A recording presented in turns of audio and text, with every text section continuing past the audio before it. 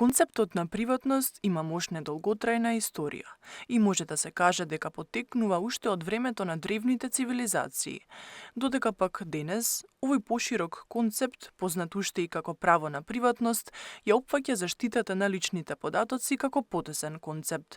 21. век воведе повеќе можности за прибирање лични податоци, можности кои во некоја смисла имаат моќ за прекршување на приватноста на физичките лица, односно злоупотреба на нивните лични податоци. Од тука се поставува прашањето како нашата држава се соочува со оваа проблематика. Нашата држава има солидна правна рамка за заштита на личните податоци, која почнува од Уставот, кој го гарантира правото на приватност и тајност на личните податоци, продолжува со Законот за заштита на личните податоци, кој по голема мера е усогласен со европските стандарди. Кривичниот законник исто така предвидува санкции, ги санкционира делата против приватноста и личните податоци, што значи дека државата навистина има сериозен пристап кон ова прашање. Предизвици постојат, пред се во спроведувањето на правната рамка и во нејзино подобрување во контекст на новите дигитални технологии. Исто така, предизвици постојат и во балансирањето на правото на заштита, односно обврската за заштита на безбедноста со правото на приватност. Тука би ја споменала одлуката на Уставниот суд од неодамна, во која што судот утврди дека одредени законски решенија значат масивно и неселективно вмешување во приватниот живот на граѓаните. Особено се мисли на Законот за електронските комуникации, кој што предвидува дека метаподатоците во комуникациите може да бидат задржани до 12 месеци, а во одредени случаи дури неограничено. Иако метаподатоците не даваат информации, односно не даваат увид во поединечните разговори, сепак откриваат важни податоци за движењата и контактите на луѓето, што значи дека ова представува сериозна сакана по приватноста на граѓаните.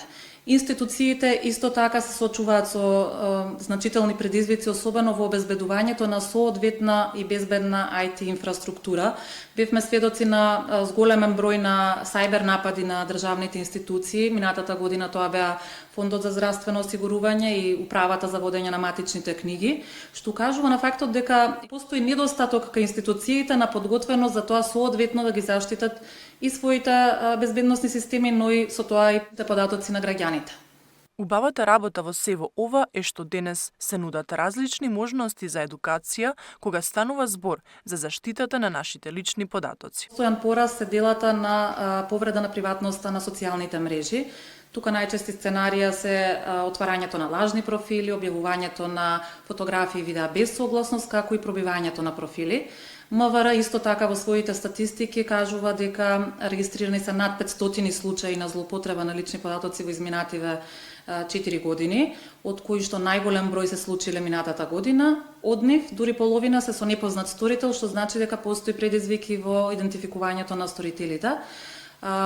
Од тука едукацијата е клучна на граѓаните, односно тоа да се покрене свеста за ова прашање. Прво, граѓаните мора да знаат зошто се важни личните податоци, зошто е потребно да се преземат сите мерки за заштита и да ги научат кои се тие мерки кои што можат да им обезбедат соодветна заштита. Тоа може да се прави преку јавни кампањи, организирање на различни надпревари, работилници и други интерактивни настани. Клучна е улогата и на институциите, и на граѓанското општество, се разбира и на медиумите, кои што треба да пренесуваат информативна содржина од овој карактер. И би споменала и дека од суштествено значење е да се вклучат темите за сајбер безбедност и дигитална писменост во образовниот систем на сите нивоа, значи почнувајќи од основното образование, па понатаму со цел идните генерации да бидат подготвени успешно да управуваат во дигиталниот свет без да подлежат на некакви злоупотреби. Мојата порака е дека личните податоци се еден многу вреден ресурс кој што треба внимателно и соодветно да се заштитува.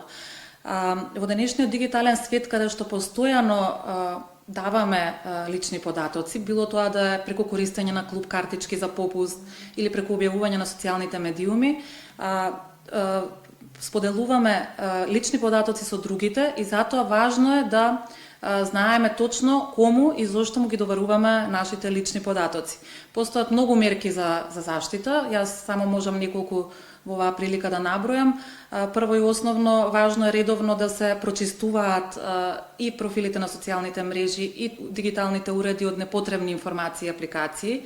Внимателно се читаат политиките за приватност пред да се користи некоја дигитална платформа и да се внимава на тоа каква согласност се дава на дигиталната платформа за користење на нашите лични податоци. Исто така потребно е да бидеме критички настроени кон секоја информација до која што доаѓаме на интернет и да проверуваме дали се приклучуваме, односно отвараме веб страница која што е небезбедна.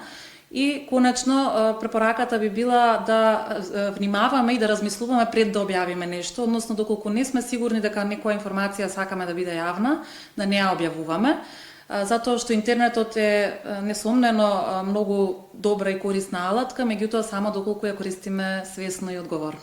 Од концизно запознавање со политиките на приватност до внимавање каде и што објавуваме за себе си, секој од нас има можност и треба да се заштити пред да биде предоцна.